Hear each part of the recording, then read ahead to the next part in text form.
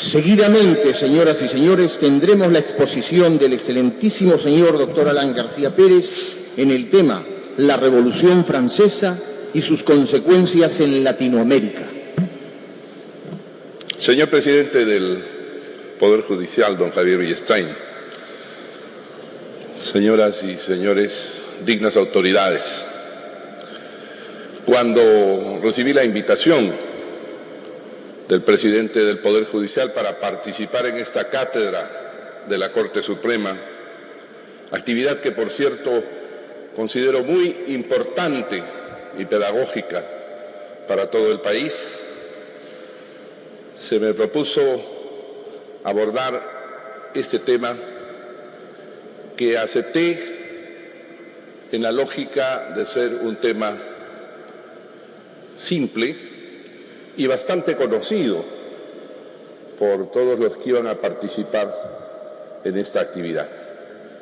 Quiero, sin embargo, advertir que el tema es de una enorme profundidad y de una gran complejidad, por lo que estoy seguro que ustedes me acompañarán en este esfuerzo de hacer reflexiones, más que afirmaciones, en torno a la Revolución Francesa y a sus consecuencias en Hispanoamérica. Quisiera enmarcar estas reflexiones en una célebre respuesta que el gran dirigente chino Zhou Enlai dio alguna vez, cuando fue interrogado por las consecuencias de la Revolución Francesa. Él respondió muy oriental y chinamente: todavía es muy pronto para saber sus consecuencias. Y en esa expresión está guardado todo el secreto de esta exposición. La Revolución Francesa es un hecho de tal importancia, tal vez similar a la Revolución Cristiana del siglo I, o a la revolución individualista que Lutero comenzó en el siglo XVI, es tan importante que sus consecuencias recién pueden ir columbrándose o entendiéndose ahora. Muchos hemos creído entender la Revolución Francesa desde el momento de su realización, pero la verdad es que sus consecuencias estamos aún en el plazo breve de la historia como para entenderlas debidamente. En segundo lugar, quisiera mencionar también una expresión que Nietzsche, el autor de So sprach Zarathustra, había alguna vez dicho como una lapidaria expresión respecto a la Revolución Francesa. Él dijo: los franceses son actores, imitadores, soldados y víctimas de las ideas inglesas, advirtiendo que antes de la Revolución Francesa, el germen de las ideas desarrolladas por la Revolución Francesa existía ya en los movimientos políticos ingleses y en su teoría filosófica y jurídica. Y como veremos ahora, hay mucho de cierto en esto, como también hay mucho de falso en ello. Y en tercer lugar, ubicarnos para entender la Revolución Francesa en el escenario de lo que es una revolución y de lo que es la historia. Cuando hablamos de la historia, ¿a qué historia nos referimos? Acostumbro utilizar el pensamiento de Ferdinand Braudel, extraordinario autor francés, que en su libro El mundo mediterráneo y el Mediterráneo en la época de Felipe II, nos enseñó a distinguir las varias historias o niveles históricos superpuestos uno sobre otro diciéndonos que en el fondo hay una historia geológica, geográfica, de plazo inmemorial y milenario, que sobre eso existe la historia de la formación de las naciones y de las grandes civilizaciones, que demora siglos, que sobre eso está la historia que llamaríamos nosotros la historia de las clases sociales, que demora decenios o centurias, y más exactamente y arriba está lo que él llamó l'histoire événementielle, es decir, la historia de los eventos, de los hechos concretos, la historia de los chismes, la historia de los conflictos palaciegos o parlamentarios, la petite histoire. Pero él nos enseñó muy claramente que para entender un proceso y una circunstancia hay que comprender todos estos niveles. Por ejemplo, ¿sabían ustedes que los años 1787, 1788 y 1789 fueron los años más fríos de Europa desde el tiempo de los romanos? Así está descrito en un hermoso texto que se llama La historia del clima desde el año 1000. Y coincidentemente en esos años, 87, 88 y 89, los termómetros, si los había, descendieron a tal nivel que los propios ríos se congelaron y por consiguiente los molinos dejaron de trabajar. Y se produjo la inmensa carestía de los años 88 y 89. Pero ese es un evento extrasocial, es un evento geográfico, geológico. ¿Sabían ustedes que en esos años y desde 1750, una especie de conflicto bipolar de ese siglo, así como Rusia y la Unión Soviética, se producía entre Inglaterra y Francia, y que tras todos los eventos políticos del siglo XVIII y el siglo XIX está ese conflicto bipolar entre Francia y Gran Bretaña? Francia, por ejemplo, ayudando desde 1770 con Lafayette, Rochambeau, a los colonos norteamericanos con ejércitos y con armadas y marinas para la liberación de las 13 colonias. Inglaterra, por su parte, ayudando a los independentistas sudamericanos. Pero todo eso es originado en el conflicto bipolar de dos grandes civilizaciones. Y eso podría ponerse en una capa superior, o mejor dicho, en una de las otras capas históricas, aparte del problema del frío. ¿Sabían ustedes que el haberse inmiscuido en la lucha o en la guerra de liberación norteamericana significó para Francia la crisis económica más grande desde la época de Francisco I, en 1500?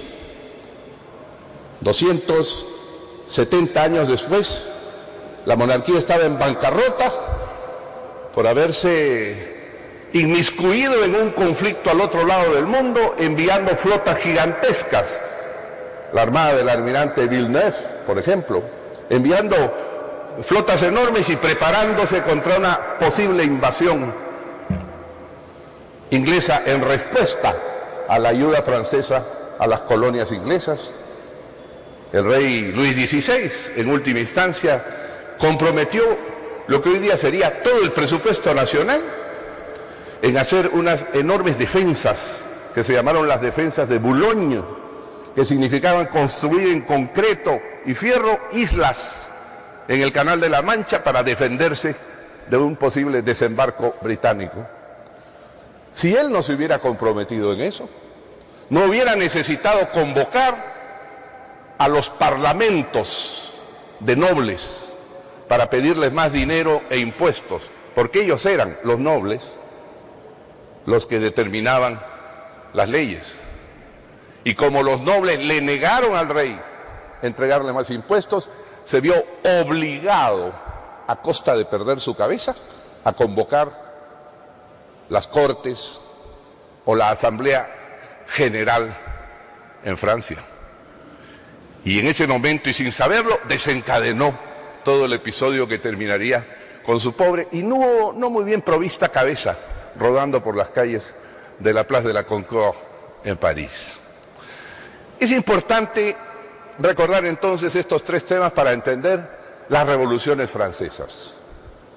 Primero, sus consecuencias no las sabemos ni podremos saberlas en largo tiempo, de manera que no nos esforcemos demasiado en encontrarlas. Segundo, lo que aparece como francés tal vez sea en inglés en el fondo. Y tercero, esas revoluciones son una coincidencia momentánea de algunos temas geológicos, geográficos, de conflictos nacionales con conflictos grupales al interior de un país, Francia, y de la aparición de un evangelio. Atención, nunca ha habido una revolución sin evangelio. No ha habido protocristianismo judío sin ley de 10 mandamientos. No ha habido la enorme capacidad del cristianismo a partir del siglo I sin su evangelio y sin su catecismo. No ha habido revolución francesa sin esa maravillosa síntesis proclamante y poética que se llama la Declaración Universal de los Derechos del Hombre y del Ciudadano. No hubiera habido tantos comunistas y marxistas si Marx no hubiera escrito el Manifiesto Comunista, porque bueno es decir que de 100 marxistas que he conocido en el Perú, 90 nunca leyeron El Capital y se limitaron a leer el Manifiesto Comunista, que es un panfleto de 30 páginas hecho para que entiendan lo que es el marxismo los que no se animaron a leer los 3 tomos del Capital. Pero ninguna revolución existe sin evangelio. Y últimamente una revolución que pretendió serlo a través del señor Fukuyama propuso el evangelio del fin de las ideologías y el fin de la historia, pero la historia ha pasado sobre él y a diferencia de otros evangelios no generó revolución ni tuvo éxito. Me permití, después de hacer estas advertencias, hablar de las revoluciones francesas. Seguramente alguien tomó nota de eso, de qué plural revolucionario habla este hombre. Porque nos hemos acostumbrado, por la lejanía y por el facilismo intelectual, a hablar de la Revolución Francesa.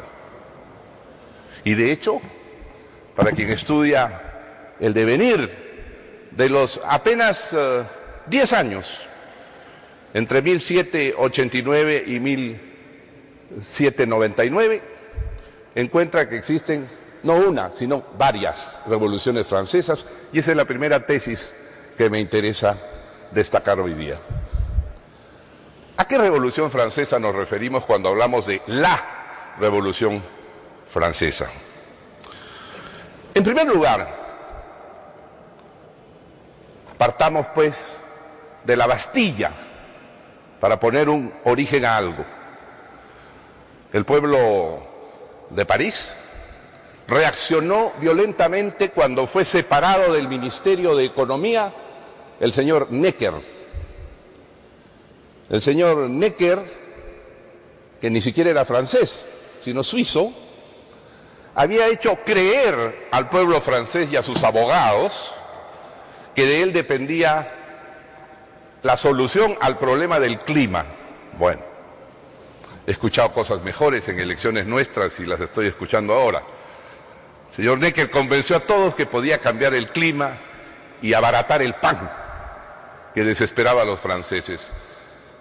Y el rey Luis XVI, por un conflicto versallesco, lo despidió. Eso originó que esa noche de junio, no julio, estallara en París un movimiento preinsurreccional reclamando que Necker volviera al ministerio. La respuesta del rey fue de inmediato convocar las tropas alemanas que cuidaban las cercanías de París y encastillarse y enrocarse con tropas alemanas en Versalles lo que aprovecharon los agitadores, que siempre están presentes, para decir que el rey preparaba la toma a sangre y fuego de París y una nueva noche de cuchillos largos en Francia. Francia vivía siempre, es bueno decirlo, bajo ciertos mitos. En 1600 aproximadamente, en el matrimonio de Enrique IV, se invitó a todos los nobles protestantes de Francia que acudieron al matrimonio, y en una sola noche mataron 1700 nobles protestantes, los nuevos reyes de Francia, que eran reyes católicos. Entonces, la idea de una nueva noche de San Bartolomé hizo pensar a los parisinos ese día que el rey iba a cometer ese estropicio, y allí comenzó el movimiento que llevó a la toma de la Bastilla. Pero, a decir verdad, la revolución comenzó 20 días antes, la movilización de gente. Muy bien, pero tomemos ese punto como partida. En ese momento había rey en Versalles. Había un semiparlamento discutiendo si se reunía en un solo cuerpo o se reunía por castas, religiosos, nobles y abogados, que eran el 74% de los demás representantes. Abogados. Está bien dicho eso aquí podría hacerse una revolución francesa a partir del Palacio de Justicia. Pero había rey, había parlamento, y las cosas no habían ido mucho más allá. Y entonces comenzó la primera Revolución Francesa. ¿Cuál es esta primera Revolución Francesa? Es el esfuerzo de hacer una monarquía constitucional inglesa en Francia. ¿Quién fue el agente de esto? El gran Honorato Enrique Riquetti, marqués de Mirabeau, el gran orador de la Revolución Francesa. Era un hombre de 1,93 m, horriblemente feo, eso rompe la similaridad, con una voz tonante y una extraordinaria capacidad de hablar sin micro y sin pedir silencio. Él fue el que desencadenó la revolución. Él es el padre de la revolución. Pero sus ideas no eran las que hemos heredado como Revolución Francesa. Mirabeau lo que quería era un rey constitucional, soi-disant, algo así como nuestro querido amigo Juan Carlos de España. Un rey constitucional que reine pero no gobierne, al lado de un parlamento que es el que manda. Y en 1791, en 2 años, se expidió una constitución que es la primera Revolución Francesa. Es decir, una revolución liberal, inglesa, que proclamó la coexistencia de la monarquía con el Parlamento, pero asignándole al Parlamento un poder supremo y superior al de la monarquía. Esta es la primera revolución liberal francesa, acorde a los principios rusonianos, acorde a los principios volterianos y de Montesquieu, de equilibrio de poderes, todo estaba allí. Lamentablemente, el rey cometió el grave error de discutir sus derechos y establecer el derecho del veto a todas las leyes del Parlamento, que era veto absoluto. No era el derecho de la observación que tenemos los simples mortales presidentes del mundo, no. Era el derecho al veto absoluto, y además cometió el error de comprar para sí y por dinero los consejos del gran Mirabeau que manejaba la Asamblea Nacional. Y Mirabeau, no por dinero porque lo tenía, sino por su voluntad de estar cerca a la monarquía, porque era un noble de segundo nivel. Mirabeau se convirtió en el consejero secreto a cambio de dinero. Y después de dar la constitución monárquico-liberal de la primera revolución, el rey opuso el derecho al veto, el rey conspiró con las potencias extranjeras, o por lo menos eso se dijo en Francia, para traer ejércitos extranjeros y volver a asumir toda su fuerza. Y lo que es peor, Mirabeau murió. El padrecito Honorato Richetti, marqués de Mirabeau, murió. Y tras su muerte se encontró en un armario del Palacio del Louvre, que entonces eran las Tullerías, se encontraron todos los recibos firmados por él a cambio de aconsejar al rey para algo en lo que él creía, que era la monarquía liberal. Con lo cual se produjo un estallido de protestas y el cuerpo de Mirabeau, que había sido llevado por 1 millón de parisinos a lo que es el Panteón, fue recuperado del Panteón, me imagino en qué estado, año y medio después de su muerte, y fue echado a la fosa común. Pero se le abrió el capítulo a la Segunda Revolución Francesa. Esta Revolución Francesa fue la Revolución Jacobina, donde los montañeses, los que se sentaban arriba, por eso eran montañeses, o la izquierda, porque se sentaba a la izquierda, tomaron el poder junto a los girondinos, que eran revolucionarios de corazón, pero federalistas de convicción, y no querían a París como centro de Francia. Pero todos votaron una segunda gran constitución, que fue la Constitución de 1793. Esta Constitución de 1793 le dio más énfasis a la Declaración Universal de Derechos Humanos que a la arquitectura constitucional, como lo había hecho la Constitución de 1791. Esta era la segunda revolución. Una revolución, por cierto, cercana al extremismo, pero donde todavía se sentían las voces de los girondinos, especialmente de Burdeos,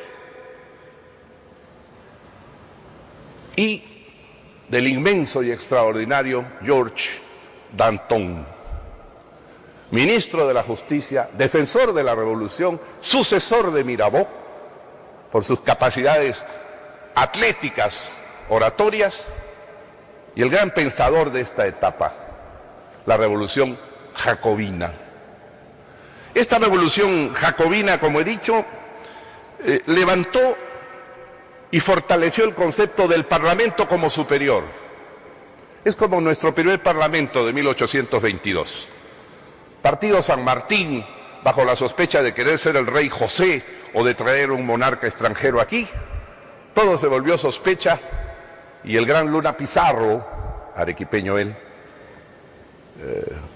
nos impuso el concepto del parlamentarismo extremo y nombró, recuerden, una junta gubernativa presidida por el mariscal Lamar, que solo tenía 1 año de patriota y que hasta 1 año antes había sido oficial del rey. Así eran esas épocas, el transfugismo estaba de moda también en esa época, no solo ahora, señores parlamentarios. General Lamar, que estaba en el batallón Numancia, era coronel del batallón Numancia, que en 1821 se pasó completo a las tropas patriotas porque no le pagaron su sueldo y asumieron su patriotismo, por cierto, con el entusiasmo de los recién conversos, que es lo que pasa siempre con los tránsfugas, ¿eh? Y entonces, así como aquí tuvimos a Lamar frente a un parlamento todopoderoso, la Revolución Jacobina levantó la idea de un parlamento todopoderoso y enalteció los grandes principios de la Declaración de Derechos del Hombre y del Ciudadano. Pero esta es la segunda Revolución Francesa. ¿Qué consecuencias de cuál de ellas quiere usted que le diga? ¿De la primera, de Mirabeau, de la monarquía liberal constitucional, 2 años? ¿De la segunda, entre el 93 y 94, 1 año? La segunda gran Revolución Francesa, donde todavía Maximilien Robespierre y Danton iban de la mano.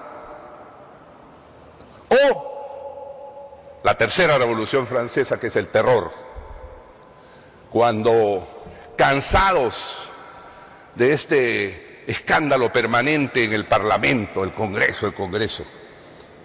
El Comité de Salvación Pública, presidido por Robespierre, asume el control de las cosas e instaura la dictadura. Y uno podría decir, comienza a traicionar el sentido de la revolución. Asume la dictadura que domina el Parlamento, el Comité de Salvación Pública, con Hébert, Couthon, los grandes guillotinadores de la época. Esta tercera etapa, tercer ciclo, es una tercera revolución. ¿Por qué? Porque enaltece una propuesta que no estaba allí. Ellos vienen de cortarle la cabeza a Luis XVI, al rey por la gracia de Dios, al sucesor de San Luis, el Santo, al crismado por el Espíritu Santo con un aceite que todavía dicen que existe. Lo he buscado para mirar. Le cortan el cuello al enviado por Dios y sustituyen al enviado por Dios por el pueblo como actor histórico. Esta es la importancia de esta tercera revolución, la del terror. A pesar de sus desórdenes, enaltece un concepto arriesgado, pero histórico. El pueblo sustituye a Dios en la conducción de la sociedad. Es decir, nada se hace ya por providencia divina, todo es coalición momentánea o duradera de quienes representan al pueblo o del pueblo directamente. Y esta tercera revolución fortalece y crea en verdad la fuerza de los municipios en Francia. Desconfiando del poder del Parlamento, la dictadura de Robespierre se coaliga con la Comuna de París, que es el municipio. El doctor Castañeda de la época está al frente de la Comuna, y hay muchos Castañedas en Francia que toman la bandera revolucionaria y la presencia directa del pueblo a través de asambleas.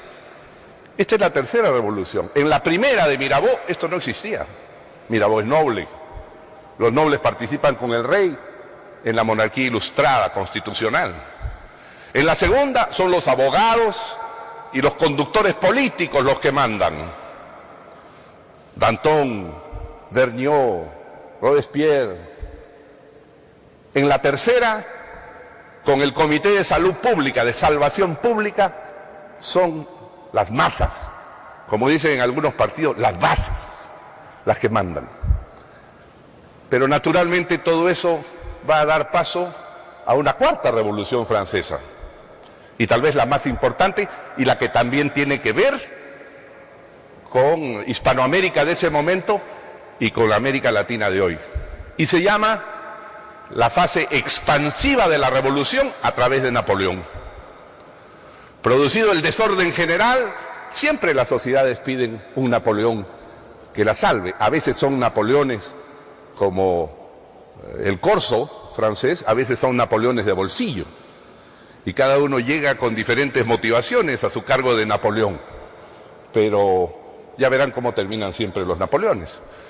Entonces, la cuarta revolución francesa, que se enfrenta al desorden de las comunas, de los municipios, de la dictadura cruenta, terrorífica, que ha decapitado decenas de miles de personas en Francia, es la revolución del señor Napoleón. Napoleón se da cuenta que Francia está aislada y propone llevar los conceptos y los códigos franceses al exterior. Napoleón o Francia tienen por vecino a una España en la que todavía existe la Inquisición, una España en la que todavía existen los privilegios señoriales, la diferencia entre nobles y aldeanos, cuyos descendientes ahora son nobles cuando viajan a países de América Latina. Pero Napoleón lo que propone es llevar más allá de las fronteras de Francia las ideas de la revolución. En el fondo también lo que quiere es afirmar un imperio para nombrar a su hermano José, rey de Francia, a su hermana reina de Nápoles, a su otro hermano, en fin, rey de los países nórdicos, y poner sus emperadores de reyes en todas partes, que ese es el enorme pecado napoleónico, ¿no? Porque era de origen muy humilde y tenía que compensar eso en su grandeza de emperador. Pero Napoleón lo que trae es el concepto fundamental de que la revolución no puede caer en el desorden y la revolución necesita una unión con el pueblo que se exprese en una persona. Y casi estamos de vuelta a la monarquía, pero con ideas modernizantes y con respeto a la propiedad. De todo este escenario que hemos visto, las 4 revoluciones francesas sucesivas, nos queda un recuerdo vago. ¿Qué cosa es la revolución? De las 4, ¿qué podemos tomar? Primero, la Declaración Universal de los Derechos del Hombre y del Ciudadano, que nadie negó, ni siquiera Napoleón. Segundo, el Parlamento como fuerza fundamental, por encima del rey, por encima, teóricamente, del propio emperador. Tercero, el concepto de la propiedad como derecho personal. Y cuarto, la libertad como ejercicio. Esto es lo que propone Francia al mundo a través de sus 4 revoluciones sucesivas. Ahora bien, ¿cómo estas 4 revoluciones o esas ideas y a través de qué llegan a América Latina? Recién comienzo a contestar la pregunta que se formuló. Llegan a través de varios caminos. Ustedes saben que en el Perú el evangelio de la revolución, es decir, la Declaración de Derechos del Hombre y del Ciudadano, era virtualmente desconocida. Era el país donde menos se conoció este pequeño panfleto maravilloso, que es el evangelio y que obviamente cuando lo lee alguien se siente poseído de una fuerza histórica universal. Pero en el Perú, si no me equivoco, fue José Eusebio de Llano Zapata, autorizado por la imprenta para imprimir temas como La Vide, que edita la Declaración de Derechos del Hombre y del Ciudadano, regala los 2 primeros y cuando va a vender el tercero decide prudentemente destruir todo lo que había impreso. Esa es historia. Eso no fue así en Colombia de hoy, donde Nariño tradujo, donde Camilo Enríquez en Chile difundió como un evangelio la Declaración de los Derechos del Hombre y del Ciudadano, o como en Argentina de hoy, que era un pequeño pueblito entonces, donde Mariano Moreno, representante de los hacendados, también distribuía como un panfleto la Declaración de los Derechos del Hombre. Aquí fue muy poco conocida la Declaración de los Derechos. Pero, ¿cómo llegó la revolución? ¿A través de quiénes? ¿A través de quién? Primero, el gran recipiendario de la Revolución Francesa es un hombre junto al cual Bolívar, como intelecto, palidece, y se llamó Francisco de Miranda. Nosotros desconocemos a Francisco de Miranda porque la gloria de Ayacucho sepultó a Francisco de Miranda. Pero el americano más universal de todas las épocas fue Francisco de Miranda. Miranda, a diferencia de Bolívar, que balbuceaba el francés, hablaba 7 idiomas, entre ellos el ruso. Miranda comenzó su vida como soldado luchando por la independencia norteamericana, en Pensácola. ¿Qué hacía un caraqueño metido en la lucha de la revolución, pero a favor de los colonos independentistas? Primero. De allí pasó sorpresivamente a Francia. Y en Francia no solo fue un observador de la revolución, fue general de la Revolución Francesa. Eso se llama un hombre universal y grande. Yo he estado en los llanos de Valmy, donde el ejército popular francés, al mando de Kellerman y Miranda, derrotaron al ejército monárquico de toda Europa, encabezado por los prusianos, y salvaron la Revolución Francesa en 1791. Miranda, general de la Revolución Francesa, general del Ejército del Norte, al cual, sin embargo, después los jacobinos acusaron y encarcelaron. Y entonces el gran revolucionario francés se volvió un temeroso del desorden y de los jacobinos del mundo. Y veremos qué ideas trajo de la Revolución Francesa. Pero no interrumpamos la biografía de Miranda. Miranda siguió su camino y llegó a ser coronel del ejército ruso, protegido del príncipe Potemkin, y según sus 22 volúmenes maravillosos de autobiografía, amante de Catalina la Grande, el general Miranda. Y finalmente Miranda era el hombre de confianza del gran ministro inglés Pitt, Jeremías Pitt, el ministro que impulsó la revolución latinoamericana poniendo a Inglaterra detrás. Miranda fue el que convenció a todos estos, inclusive quiso armar un ejército ruso para venir por el otro lado del mundo a hacer la independencia de América. Ese es Miranda, el grande, inmenso.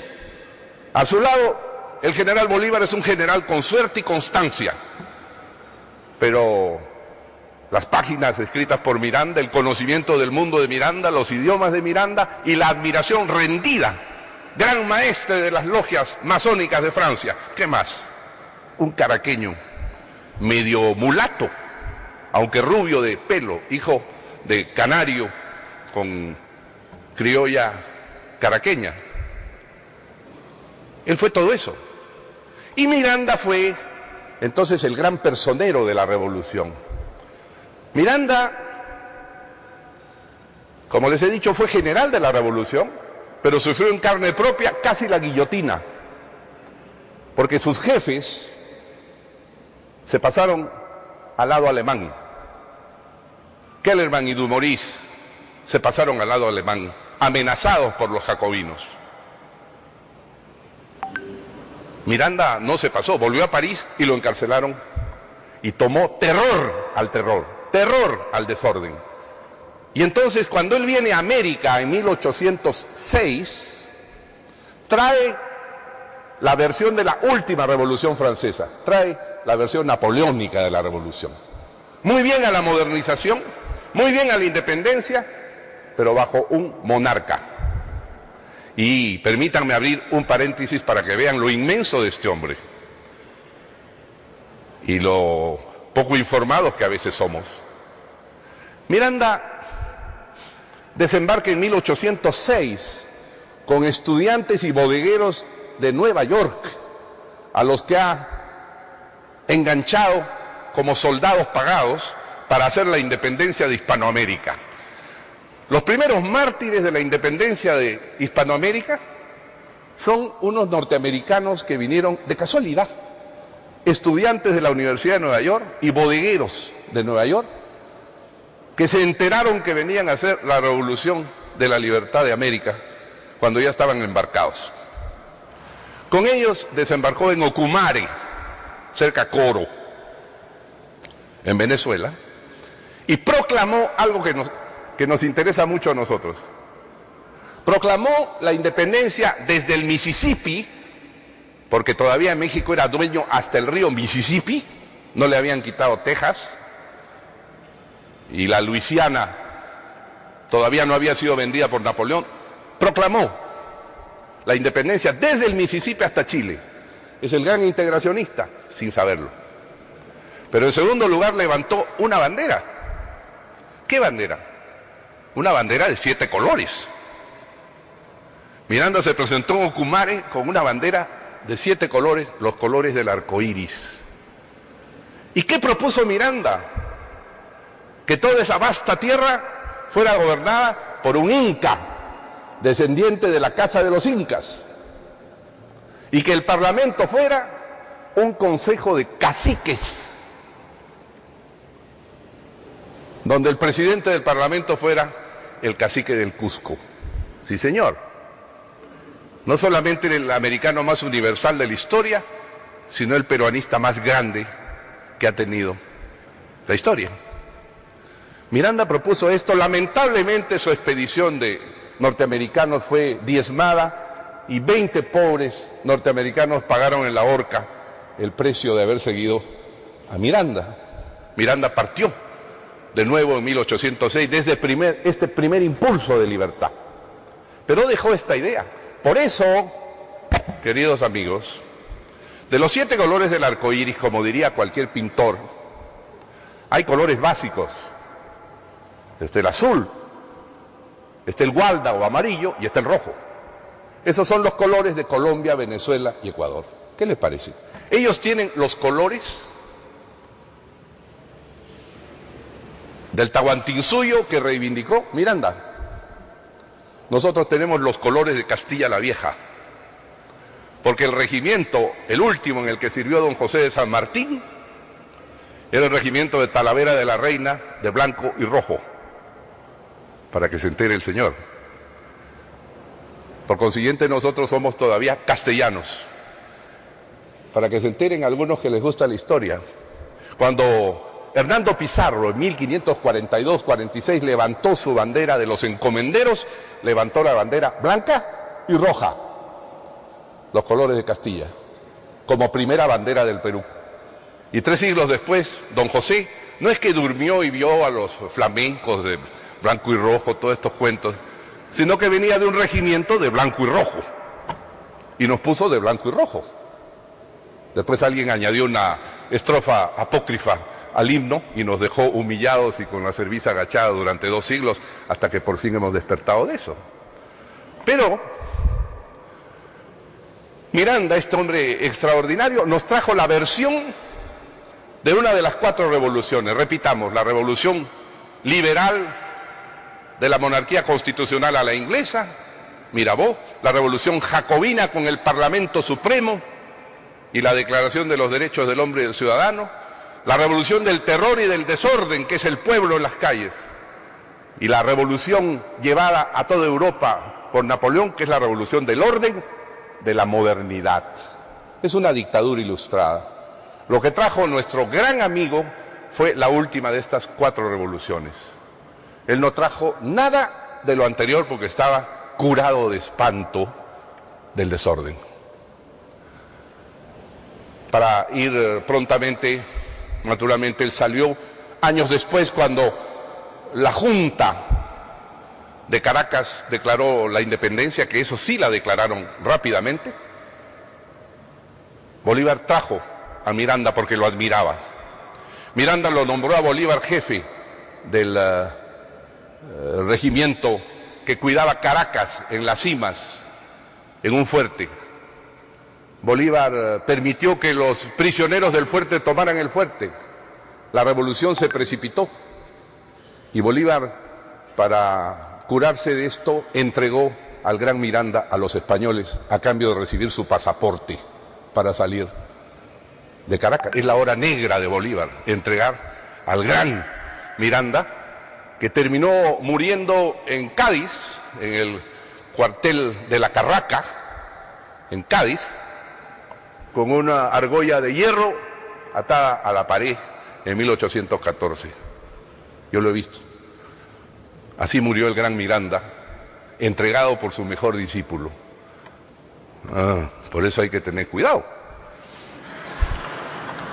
Entonces, este es el primer medio de conexión de la Revolución Francesa a través de un gran personaje. El segundo medio de penetración de la Revolución es esta Declaración de los Derechos del Hombre. Es como cuando uno, y era joven, a los 13, 14 años, uno leía el Manifiesto Comunista y parecía la verdad por excelencia. de la historia. Y uno debía estar dispuesto a luchar porque lo que eso señalaba, la verdad, era inflamante de corazones adolescentes.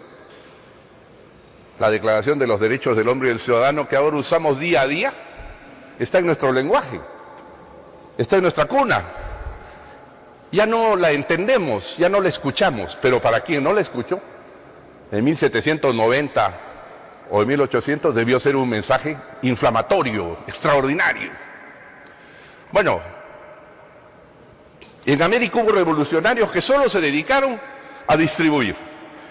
Y he mencionado que en nuestro país hubo mucho retraso en la Declaración de los Derechos del Hombre y del Ciudadano, pero en Colombia, el prócer Nariño, que compartió con Miranda cárcel en Cádiz, pero no murió, él volvió después, en triunfo. Nariño se dedicó a distribuir su propaganda. Camilo Enríquez, un sacerdote, sacerdotes estaban ahí predicando la revolución. Lo hacía en Santiago de Chile, agitando las multitudes.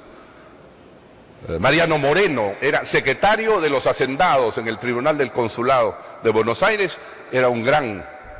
Y presumiblemente entre nosotros, don Francisco Javier de Luna Pizarro, sacerdote arequipeño, era uno de los que comentaba, mencionaba y leía la Declaración de los Derechos del Hombre y del Ciudadano.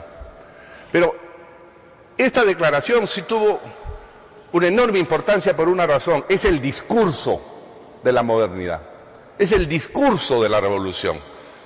Y a veces la gente repite los discursos, pero no hace la revolución, como lo demostraré en una reflexión final después.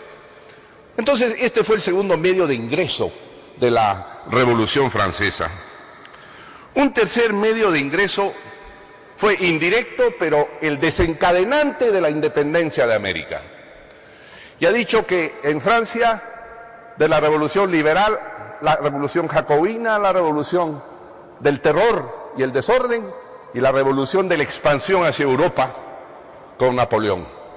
Pero Napoleón avanza sobre España, ocupa España porque la considera un país bárbaro y quiere liberarlo con los principios de la revolución y de paso hacerse emperador allí también. Pero el fondo altruista que nunca hay que perder en todo político quería modernizar España, quería. Y los españoles se dividieron. Había defensores de España tradicional y había los josefinos, que eran los partidarios de José Bonaparte, que fue nombrado rey en España. Y mientras los reyes de España huyeron, abdicaron, Carlos IV le entregó su corona a Napoleón. Y su hijo, Fernando VII, se reunió con Napoleón y le entregó también su corona, su herencia, aterrados ante esta persona bajita pero genial. Mientras ellos hacían esto, los españoles, que tenían una fuerza municipal enorme por tradición, los cabildos, comienzan la revolución de la independencia española, que es el preámbulo y el capítulo previo a la independencia latinoamericana. Quienes nos enseñaron el camino de la independencia fueron los españoles con su guerra de la independencia contra Francia y Napoleón.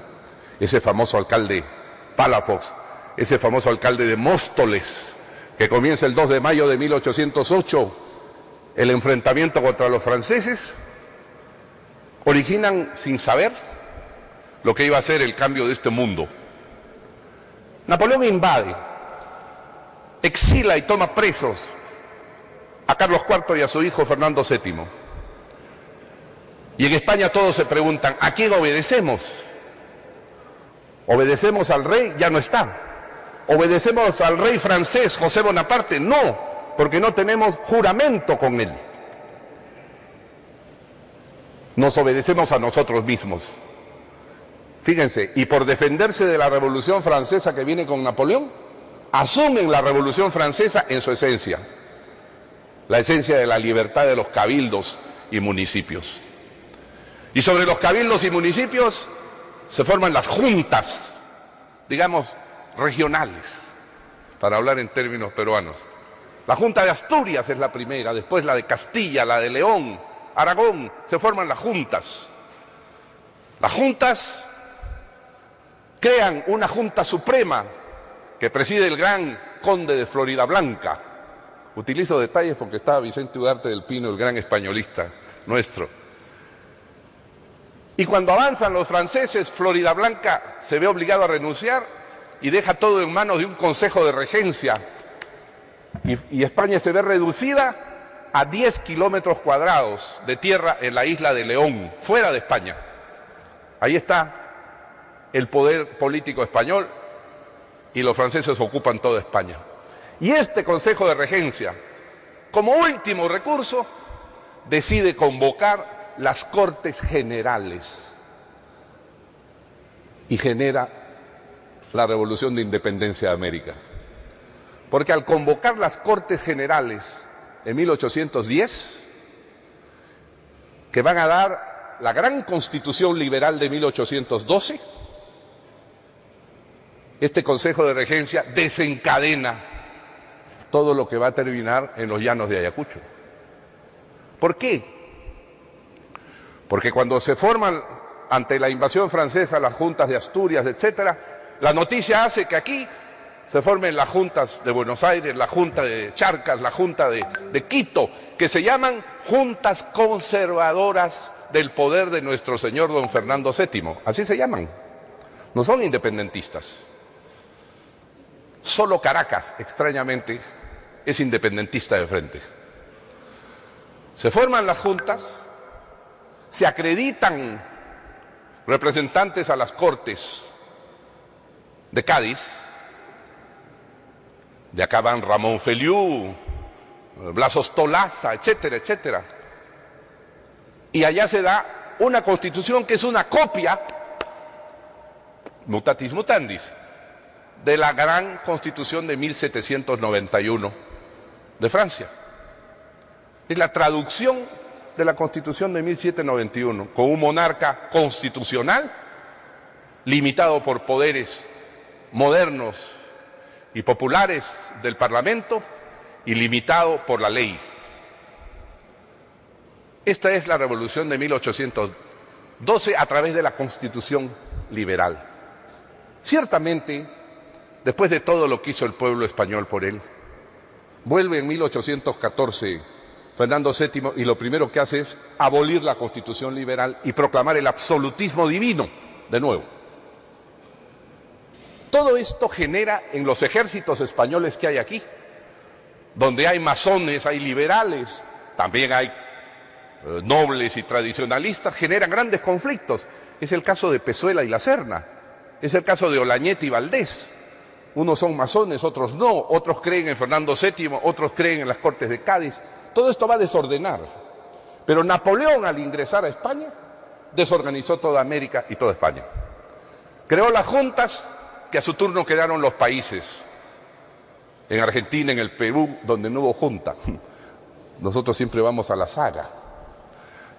En Venezuela, en Colombia, en todas partes se crearon juntas. Solo en Lima no se creó una junta. Entonces, los hechos se producen como consecuencia de esta cuarta revolución francesa que llega hasta España y que obliga a los españoles a asumir la revolución francesa en defensa de su país ante la revolución napoleónica. La historia es paradojal, la historia es siempre contradictoria. No es la primera vez. Cuando los romanos se tomaron para ello Grecia, se adueñaron del territorio, pero Grecia se adueñó del cerebro romano y les metió todos los dioses griegos en el cerebro. Y les metió toda la cosmogonía, como dicen ahora. Entonces, los hechos históricos son siempre ambivalentes y complejos. No es tan simple como dicen algunos, por acá, por allá. No les crean, no saben historia. Este es entonces, a través de Miranda, a través de la Declaración de los Derechos del Hombre y del Ciudadano y a través de las juntas que comienza a producirse el gran fenómeno revolucionario. en América Latina, aplicando los principios de la Revolución Francesa, es decir, la Declaración de los Derechos del Hombre y del Ciudadano. Hay un pequeño detalle que pondría al lado de estos tres grandes temas, de cómo ingresó, al lado de Miranda, al lado de las juntas y al lado de la Declaración. Hay una islita pequeña que se llama, bueno, una media isla que se llama Haití. Cuando los franceses en 1789 declaran los hombres son libres y nacen iguales y nadie puede privarlos de su igualdad, entonces la isla francesa de Haití, que tiene 2 millones de esclavos, proclama su independencia y la abolición de la esclavitud en el día. Naturalmente, la Asamblea Constituyente francesa dice, oiga, yo proclamo ideas, pero no quiero quitarle a los franceses, a los colonos franceses sus esclavos. Y envían ejércitos para terminar con la revolución de los esclavos negros en Haití. Estas son las paradojas de la historia.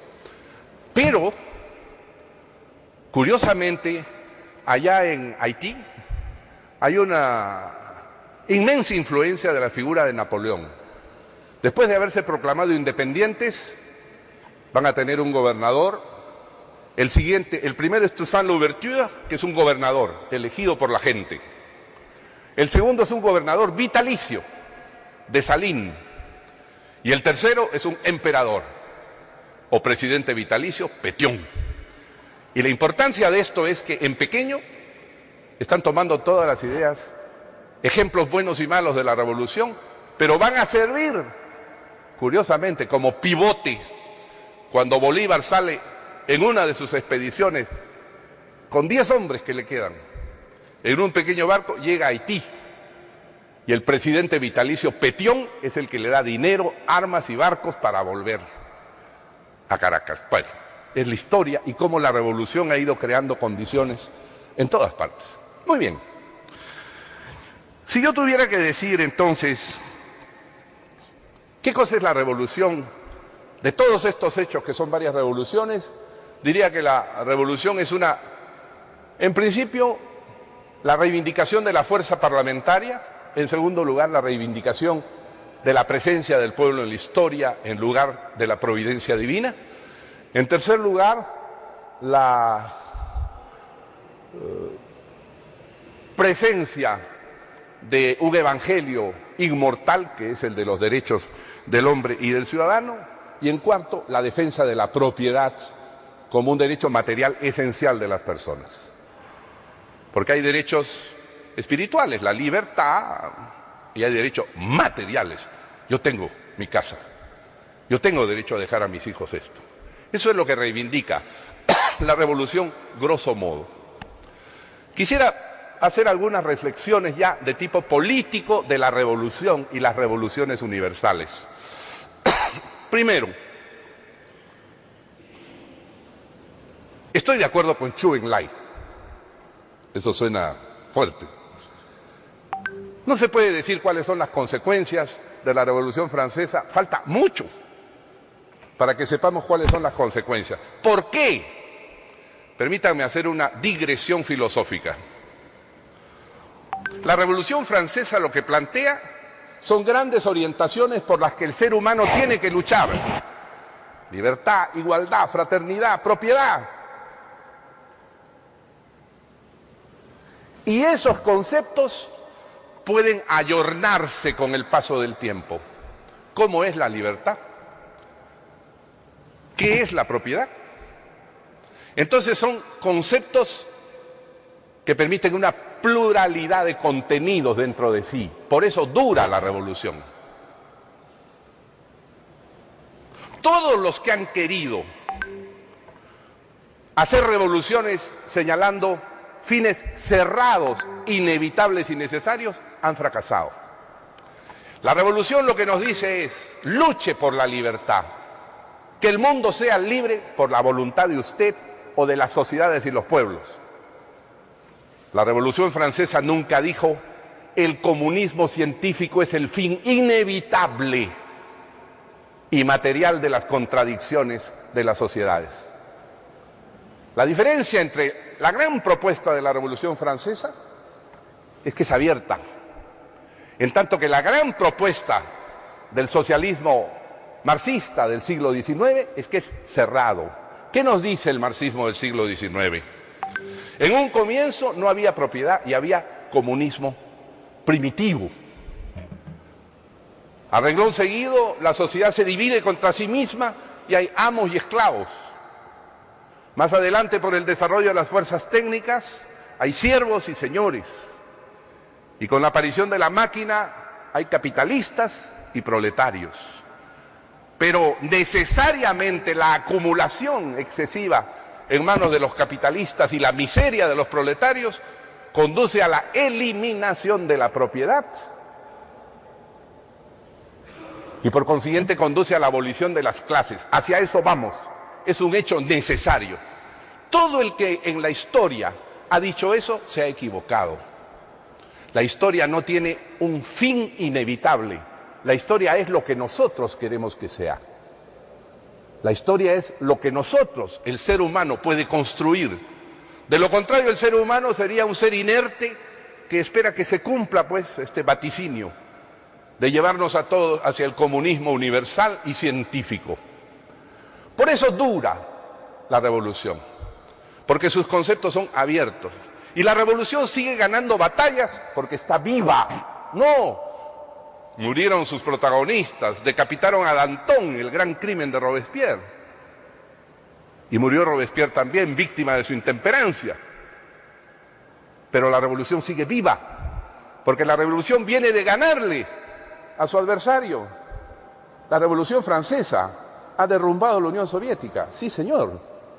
Eso no lo vemos nosotros ahora, porque creemos que la revolución ocurrió hace 2 siglos. Sus conceptos le ganan a sus antagonistas. Y hoy, que la tecnología nos permite comunicarnos, enviarnos millones de datos en segundos y estar multiinformados y ser más libres, la presencia de la opinión de los pueblos está impulsada por estos medios nuevos, técnicos, y por consiguiente se abre un capítulo nuevo para conceptos como los de la Revolución Francesa: libertad, igualdad, propiedad. Por consiguiente, uno, todavía es muy pronto para saber cuáles son las consecuencias. 2, ¿tuvo efectos en la independencia de América? Sí. En la historia todo tiene efectos sobre todo, de eso sí estoy seguro. Todo tiene efectos sobre todo. Y tuvo efectos a través de Miranda, a través de las Cortes, a través de la Declaración de los Derechos del Hombre y del Ciudadano, a través de Petión, etcétera, etcétera, etcétera. Pero permítanme decir, la emancipación o independencia de América, todavía no puedo decir qué consecuencias ha tenido o va a tener, porque continúa. Es muy simple. ¿Para qué se emancipan unos pueblos? Para encontrar un sitio en el mundo. Y nosotros estamos todavía a la búsqueda de ese sitio.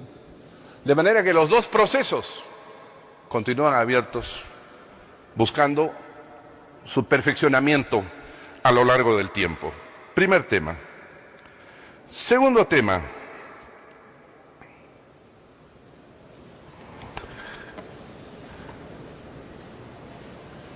Y una enseñanza de la revolución y de otras revoluciones. Ya hagamos artesanía política de análisis. Algunos tienen la idea de que el pueblo de pronto irrumpe el pueblo y crea las revoluciones. No hay cosa más falsa. Porque el colectivo no se mueve si no existe una élite. Y en eso recuerden siempre al gran Wilfredo Pareto, el padre de la teoría de las élites. Hay una hermosa frase que dice: la historia es un cementerio de élites que se sustituyen unas a otras permanentemente. Es la élite la que convoca la revolución, una élite preexistente. Mira, les voy a contar un detalle para que vean a qué llamo élite. Cuando el rey comete el gravísimo error para pedir impuestos, de convocar a los estados generales o al gran parlamento francés y convocar al pueblo, comete 2 errores terribles. Pobre rey. Por eso dice: Dios ciega al que quiere perder. Y yo cuando escucho y veo algunas cosas digo, Dios ciega al que quiere perder, lo veo. Y me río mucho. Después dicen, ¿es soberbio? No, leo historia.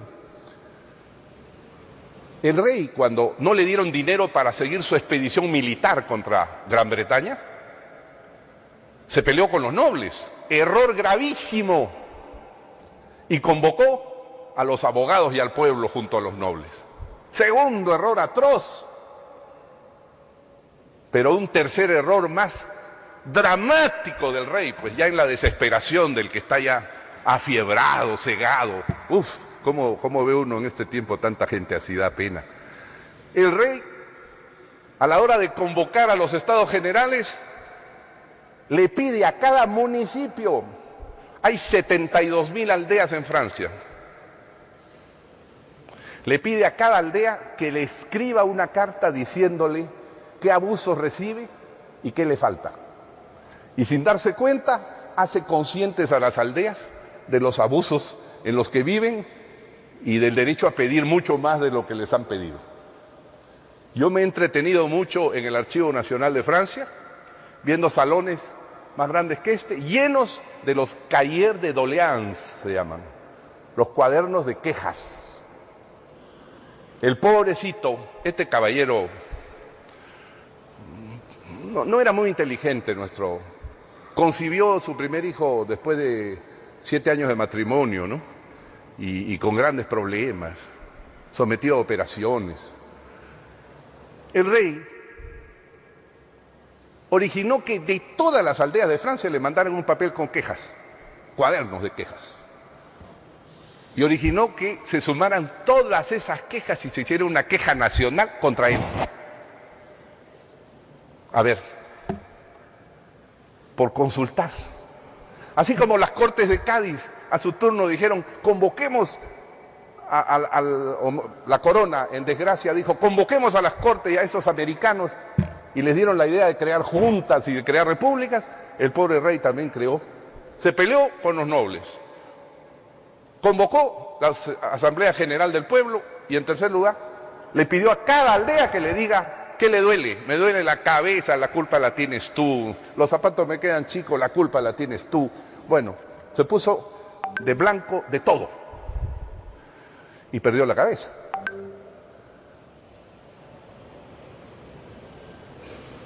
Cuando uno dice, ¿quién convocó al pueblo a la revolución? El rey.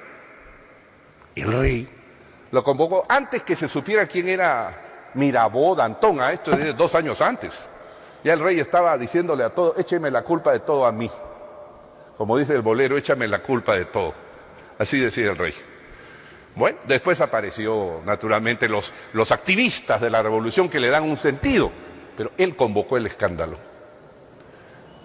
Y lo mismo hizo la corona española convocando a las Cortes de Cádiz. En tercer lugar, volviendo a las élites, ¿quién hace la revolución? El pueblo pobre de París, las pescadoras, los carpinteros de la calle Saint-Antoine, los artesanos. No, ellos son el coro que grita cuando hay algo bueno. Los que hacen la revolución son los nobles primero y después los abogados, que son los escaladores sociales del momento. Están escalando en el nivel social, los abogados, ¿no? Todos son abogados. Danton, Robespierre, el abogado de Arras, ¿no? Tenía un estudio chiquitito.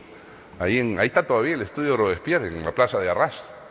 Entonces, fíjense un detalle, una imagen. Se convoca la asamblea o los estados generales de Francia, y entonces se sientan a un lado, ustedes saben eso por historia académica, los sacerdotes, se sientan los nobles, y se sientan el pueblo, el tercer estado del abate Sieyès, ¿no? Se siente el pueblo. Todos eran abogados, todos. Lo primero que dicen los del pueblo, pero ahí hay un problema.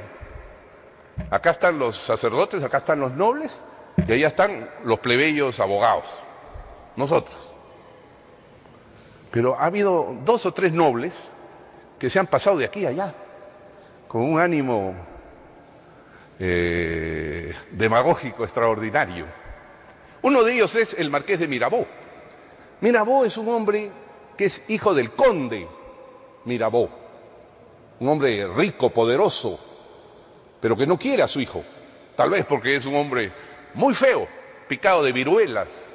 Mirabeau, enorme, ya les he dicho, 1,93 m, picado con viruelas, pero elocuente, extraordinario. Y como él está preso en la Bastilla por orden de su padre, no se sienta con los nobles y se va al tercer estado, al estado llano, plebeyo. Muy bien, el estado llano, instigado por él, dice: ¿y por qué nosotros, que somos el 90% de Francia, tenemos que ser aquí solo el 30% de la asamblea? Primer problema. Pedimos que los votos sean iguales y nos juntemos. Los otros rechazan, los prelados y sacerdotes y los nobles rechazan. Y van donde el rey, que está al frente, porque la asamblea está en el Sheraton y el rey está aquí en Versalles, a 300 metros. Y el rey ordena que el marqués Lebré vaya con unas tropas a disolver la asamblea. Pero no se da cuenta que el marqués Lebré es un hombre que tiene 22 años y es un noble provinciano sin importancia, que va con tropas y ordena: disuélvase la asamblea. Y de pronto se para un gigante que es noble y con más nobleza que él y le grita la famosa frase: dígale a su amo que de aquí no saldremos sino con las bayonetas en el vientre. Y Lebré, en vez de ponerle las bayonetas en el vientre, dice: voy a consultar. Y se va a Versalles y se acabó. Comenzó la revolución. Ese fue el acto por el que comenzó la revolución. ¿Quién lo hizo? Un noble contra los nobles. Mirabeau. Entonces, esas élites preexistentes son las que hacen siempre las revoluciones. En Rusia, por ejemplo, cree que el pueblo tomó el poder. ¿Cuál pueblo? El 1% sabía que había un movimiento revolucionario, el 1%. Un pequeño grupito dentro de ese 1% eran los revolucionarios profesionales de Lenin, que aprovecharon que el año 17 fue el año más frío desde 1850, igualito que en la Revolución Francesa, y que había carestía general de alimentos y guerra con Alemania. Pero Vladimir Ilich Ulyanov, Lenin, no era un pescador de la calle Sant-Antoine ni del Mercado Central, no señor. Era un burgués de alta burguesía. La madre era una mujer rica en gemas y joyas, que entregó todas por salvar a su primer hijo, que fue colgado por ácrata, por anarquista. Entonces, recordemos siempre que son las élites las que generan estos temas, y no como sueñan algunos, que con la fuerza de sus discursos movilizan al pueblo y están como Moisés al borde del mar: ábrete mar, y el mar no se abre nunca, y pasan a la historia haciendo un gran ridículo. En cuarto lugar, quisiera mencionar la serie de errores, ya los he dicho, los gastos de Luis XVI, metido, así como un amigo mío, muy amigo y que nos hizo mucho bien en el tema del Tratado de Libre Comercio, pero se metió en un lío en Irak que cuesta cientos de miles de millones de dólares y que está al origen de la crisis que estamos viviendo, por favor. Cuando usted hace lo que se hizo entonces, con razón o sin razón, usted tiene una consecuencia económica que tiene una consecuencia política. ¡Pum! Elegido el señor Obama. Bien fácil. El señor Luis XVI se metió en la guerra con Gran Bretaña, en Norteamérica y frente al Canal de la Mancha, y terminó sin cabeza. Errores inmensos. Un quinto punto es muy importante.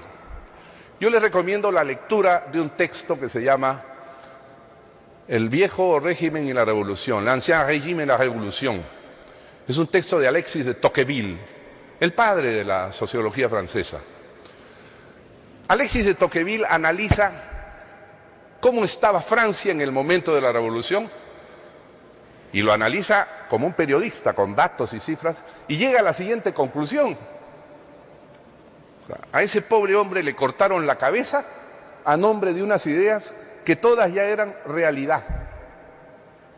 Cuando le cortaron la cabeza a Luis XVI el 3 de enero de 1793, exactamente, y a la pobre reina al año siguiente, en enero del 94, pero cuando le cortaron la cabeza ya no existían privilegios señoriales, ya no existían limitaciones de comercio, ya no existían limitaciones de ejercicio profesional, porque a lo largo de los siglos, 1600, comienzos del siglo XVIII, 1700, hasta Luis XV, había limitaciones al ejercicio profesional.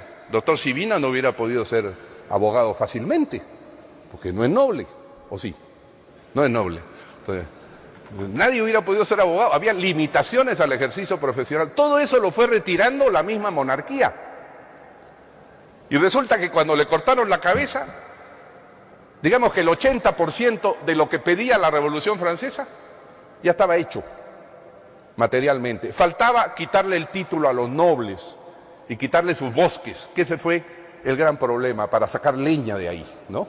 El pueblo creía que los nobles tienen la leña en sus bosques, que utilizan para cazar, y nosotros sufrimos frío porque la leña la tienen, ¿no? Es como la discusión del gas, pues, ¿no?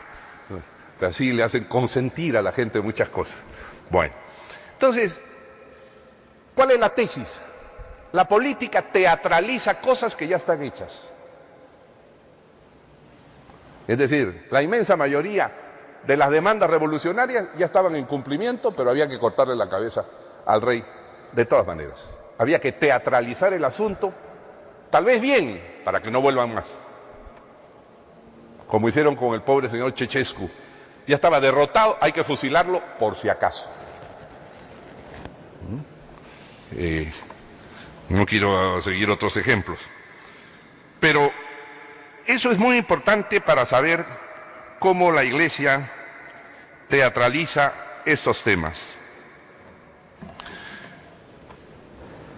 Finalmente, quisiera mencionar en 3 elementos. Hay un autor porque esta es una cátedra, permítame usted que esté haciendo profusión de autores y de recomendaciones. Pero si alguien quiere entender la historia, yo les recomiendo simplemente leer un libro que se llama La Historia Universal, de Polibio. Polibio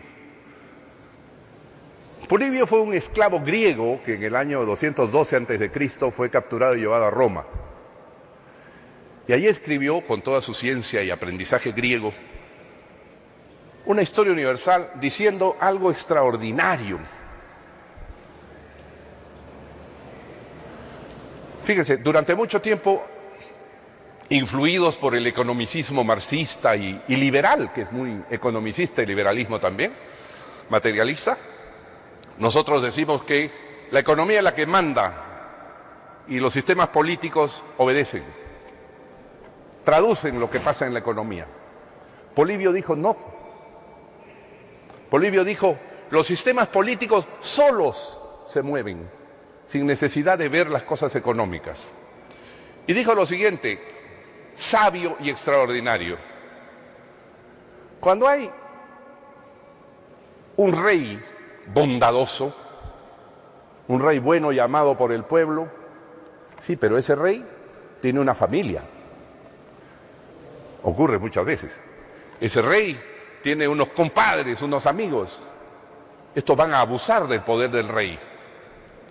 Entonces se produce el descontento universal. Y el rey se convierte en tirano. De monarca pasa a ser un tirano. Entonces en la sociedad los más esclarecidos, ¿no? Los magistrados, el vicepresidente, la fiscal, los políticos se reúnen y dicen a este tirano hay que echarlo. Y la fuerza de esa aristocracia aleja al tirano. Y comienza el gobierno de la aristocracia altruista que gobierna para todos. Pero que inevitablemente tienen amigos, tienen hermanos, tienen correligionarios y compañeros, tienen cercanos. Se va pervirtiendo y termina siendo una oligarquía. Y en ese momento, ante el descontento universal, ¿cómo sacan a esta oligarquía que sacó al tirano? Entonces hay un movimiento popular ahí sí. De todas partes hay una queja general. Sacan a la oligarquía y proclaman el gobierno del pueblo directamente. Pero el gobierno del pueblo inevitablemente es un desorden completo, siempre, cuando es directo. Y de este desorden dramático, todos buscan una persona que nos salve de esto, y viene nuevamente un rey bondadoso que va a gobernar para todos, que necesariamente se transformará en tirano, será echado por una aristocracia que devendrá en oligarquía, que a su turno dejará paso a un movimiento popular que se convertirá en el desorden general y todos clamarán otra vez por un rey bondadoso y sucesivamente. Polibio hizo un análisis de 52 ciudades de Grecia y llegó a esa conclusión. Los sistemas políticos tienen dentro de sí mismos factores de podredumbre, factores de agotamiento. Nosotros podemos ver que en la Revolución Francesa estaba cercano el momento al agotamiento del concepto monárquico divino y que la realidad obligó a la división, a la dispersión, y que en la Revolución Francesa se cumple exactamente lo que Polibio dijo 2000 años antes, en el 212 antes de Cristo, con su Historia Universal de las 52 ciudades de Grecia, ¿no? Todo se va corrompiendo. La revolución liberal sacó a la monarquía divina, fue sustituida por el extremismo que a su turno fue sustituido por el desorden universal y terminamos llamando a Napoleón. Y aquí terminamos llamando a Bolívar. Y Bolívar vino con las ideas de Napoleón. Bolívar no vino con la Declaración Universal. Poco encontrarán ustedes eso en sus... Bolívar vino con el orden. Y el propio general San Martín era gente que traía la influencia de la Cuarta Revolución Francesa. Por eso los acusaban de querer ser Napoleones, de querer ser reyes. En el caso de San Martín no era así. Lo demostró. Un día dijo, mire, le regalo el reino. Se fue, ya está. Una gran bofetada a todos los que le hablaban mal. En el caso de Bolívar, bueno, había algo de cierto, ¿no? Si lo dejan llegar hasta la Argentina, integra a Argentina a su presidencia vitalicia, que era el imperio napoleónico. Pues. ¿Qué cosa es eso? El presidente vitalicio designa a su sucesor, designa a los censores, designa a los senadores. Ese es el Inca de Mirabeau que designa al consejo de caciques, etcétera, etcétera. Pero es la revolución, porque ellos respetan la propiedad, traen códigos romanistas como lo hizo Napoleón, que es otra de sus enormes influencias posrevolucionarias, pero traen esa versión del orden por sobre la muchedumbre desordenada. Ese es Polibio, al que hay que recordar siempre, cuando vean ustedes a los políticos declarando Polibio.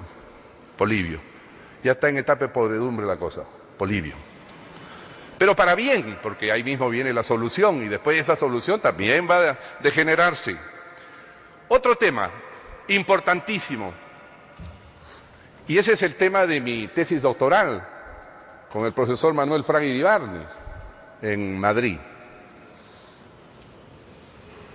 La Declaración de los Derechos del Hombre y del Ciudadano es bellísima y adecuada a Francia. ¿Por qué en Francia el individualismo, el atomismo individualista tenía una larga historia? Oiga, el atomismo individualista europeo es una obra hercúlea y gigantesca. Encontrar y descubrir de nuevo al individuo, eso que parece una tontería, es obra de siglos en Europa. ¿Por qué? Porque a lo largo de siglos solo existían castas, o como dicen en alemán, Stände, estamentos. Ya decía Aristóteles, servia natura, nació siervo por naturaleza, por más que tenga plata, es un siervo. Algunos aplican eso en el Perú y no quieren reconocer la igualdad de las razas todavía, eso está mal. Pero usted es caballero, se dedica a la guerra, usted no puede trabajar, usted no puede trabajar. Usted en cambio es un trabajador de la gleba, usted no puede cambiar. Yo era trabajador ayer, soy caballero ahora, eso no existe. Usted como individuo no puede pasarse de un lado al otro. Nació dentro de un conjunto que lo determina para siempre. Esas son las castas, los estamentos. Hasta que de pronto, y el estamento religioso, que es el que nos comunica a todos con Dios. Porque el privilegio de los sacerdotes es ser los únicos que pueden leer la Biblia en latín. Usted, la fiscal que es devota, no podría leer la Biblia en 1400. Si la cogen leyendo la Biblia, la queman. Mujer, y encima leyendo la Biblia directamente, no puede ser, bruja. La acusarían. O cualquiera, para que no digan eso, brujo también, ¿no? También podrían acusar de brujo a nuestro candidato. Pero entonces, aplaudan pues, si no, ¿cómo?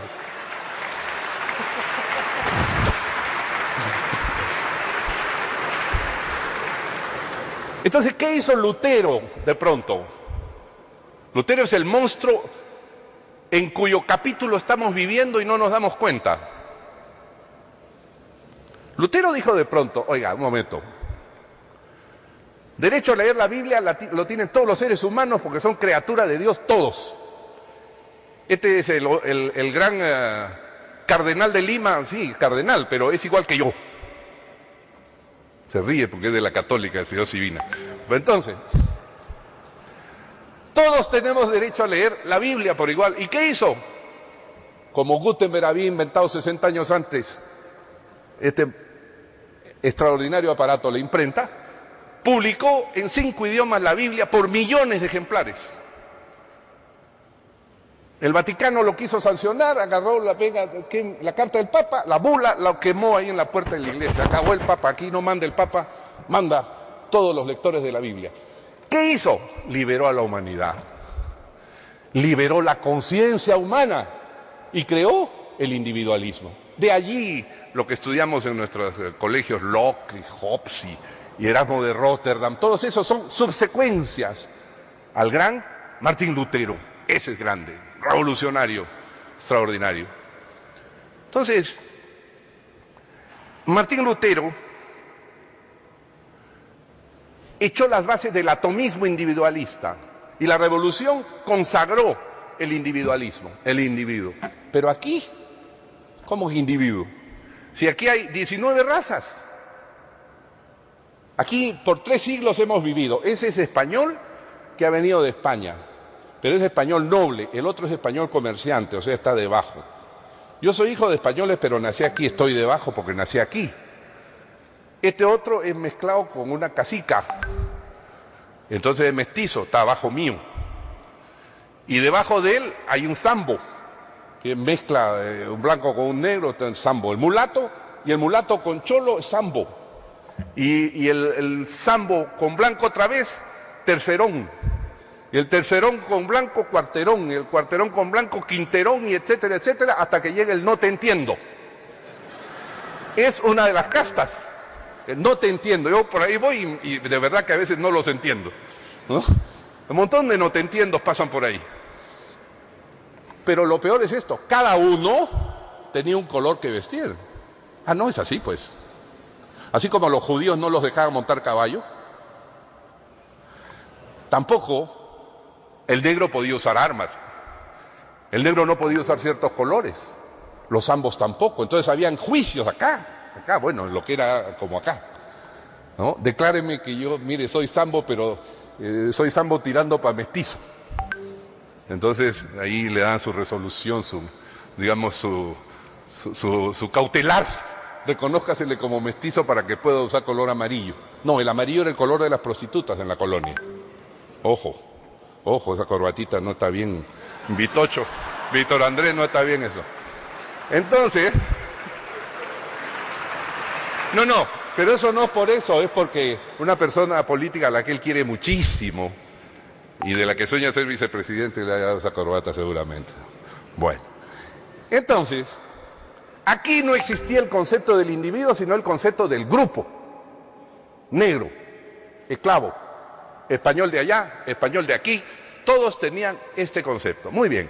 Y sin embargo vino la revolución y casi todos comenzaron a repetir al pie de la letra, vive el individuo, pero adentro decían, yo no dejo que mi hija se case con este sambo. Entonces, el contenido de la palabra es totalmente distinto. ¿Recuerda usted todo ese trabajo semiótico, análisis de contenido y todas estas cosas que se hacían antes en lingüística? Muy bien, si usted se pone a analizar, por ejemplo, mi trabajo era el siguiente. Me puse a estudiar. Mariano Moreno era un gran revolucionario, digamos, nuestro Solitario de Sayán, nuestro Sánchez Carrión, es en Argentina Mariano Moreno, un liberal puro, un teórico que oportunamente murió envenenado en un barco. Entonces salieron de él. Y este era el más agitador del Evangelio, de la Declaración de Derechos del Hombre y del Ciudadano. Pero yo me puse a ver, ¿y este hombre qué estudió?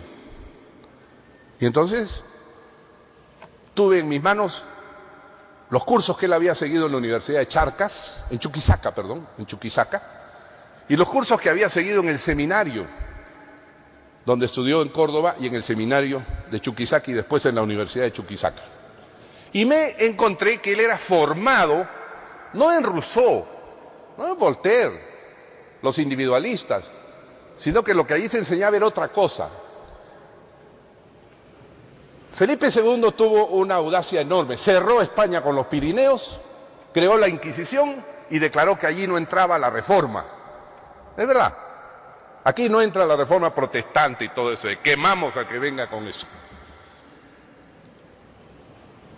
Y Felipe II y todos los que vinieron después prohibieron en España con más fuerza que aquí que se estuvieran leyendo el catecismo o el diccionario filosófico de Voltaire, todas esas cosas, prohibido. ¿Qué se enseñaba?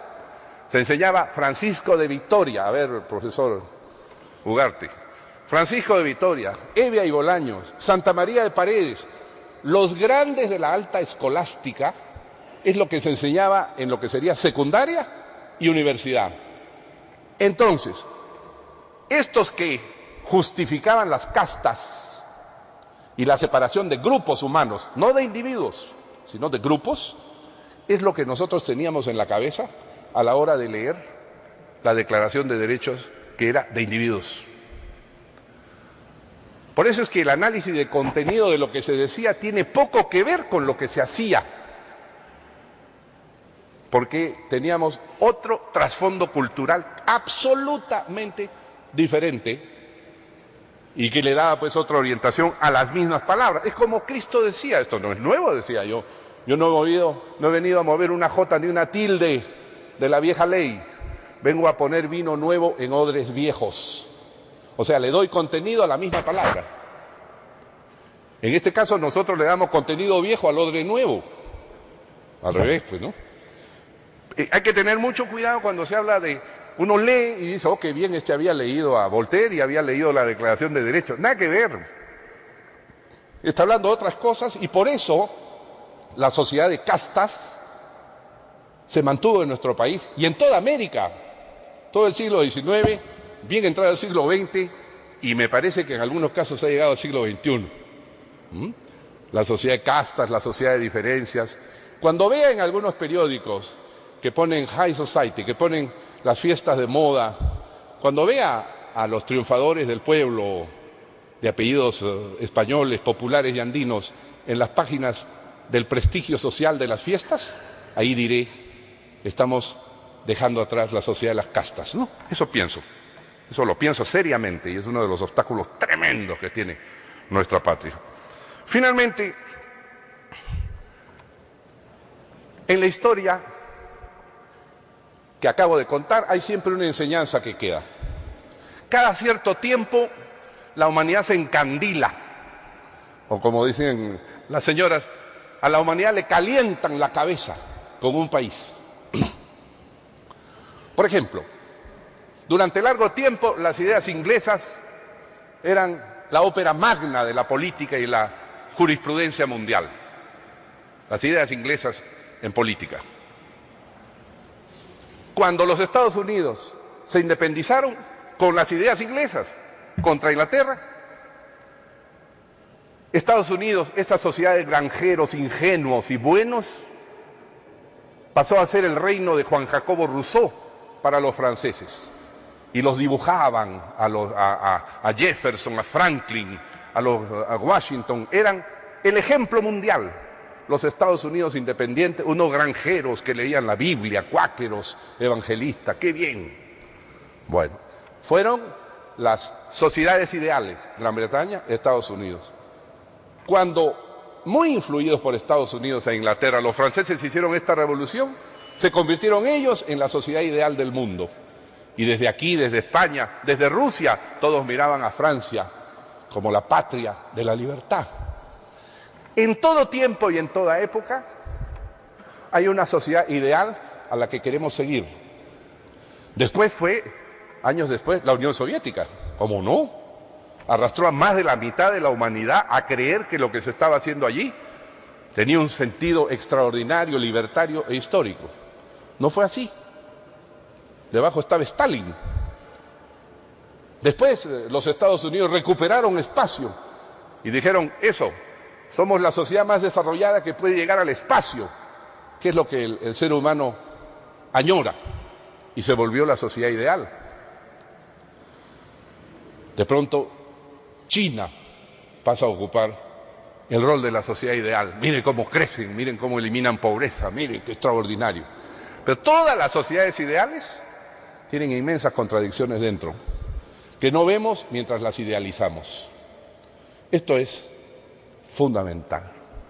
Señoras y señores, yo creo que me he alargado mucho en esta exposición, pero quisiera decirles, reiterando lo enunciado, es muy temprano para saber las consecuencias de la revolución, es muy temprano para saber las consecuencias de la independencia de América Latina, pero estoy convencido que el mensaje que dejaron las 4 revoluciones francesas sucesivas es tan abierto, tan amplio y tan humano que perdurará por muchos siglos y seguiremos intentando darles nuevos contenidos porque es un mensaje, yo diré, kantiano, popperiano, abierto al mundo. Los otros son mensajes cerrados que van en contra de la libertad, que es la gran aspiración de la historia. Muchas gracias a todos.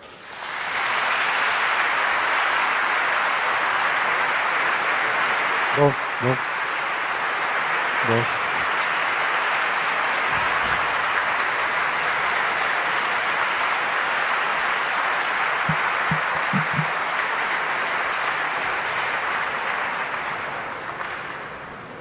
Señoras y señores, seguidamente se procederá a la entrega de un presente a cargo del señor doctor Javier Villastein, presidente del Poder Judicial, al señor doctor Alan García Pérez, en reconocimiento a su destacada conferencia del día de hoy, cuyo tenor dice: Corte Suprema de Justicia de la República, al excelentísimo señor doctor Alan García Pérez, presidente de la República del Perú, en mérito a su participación histórica como expositor en la 3ª sesión de la Cátedra de la Corte Suprema de Justicia de la República, realizada en el Palacio Nacional de Justicia, Lima, 2 de agosto del 2010.